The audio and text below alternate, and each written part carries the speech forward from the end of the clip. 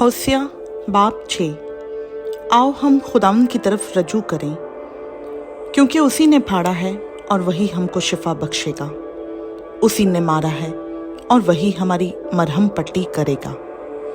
वो 2 रोज़ के बाद हमको हयात ताज़ा बख्शेगा और तीसरे रोज़ उठा खड़ा करेगा, और हम उसके हुजूर ज़िंदगी बसर करेंगे। आओ हम दरियाफ्त करें और खुदावंद के इरफान में तरक्की करें। उसका ज़हूर सुबह की मानंद यकीनी है, और वो हमारे पास बरसात की मानंद, यानी आखिरी बरसात की मानंद जो ज़मीन को सैराब करती है, आएगा। ऐ इफ्राइम, मैं तुझसे क्या करूं?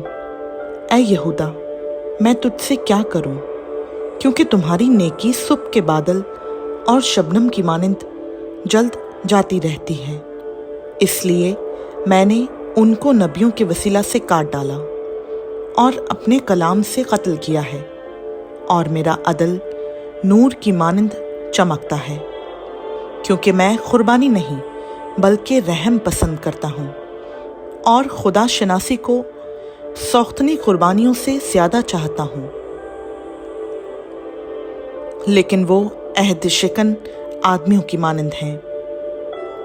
उन्होंने वहाँ मुझसे बेवफाई की है। जिल्लात बदकिरदारी की बस्ती है, वो खून आलूदा है। जिस तरह से रहसनों के गौल किसी आदमी की घात में बैठते हैं, उसी तरह काहिनों के गिरोह सिकम की राह में कत्ल करती है। हाँ, उन्होंने बदकारी की है।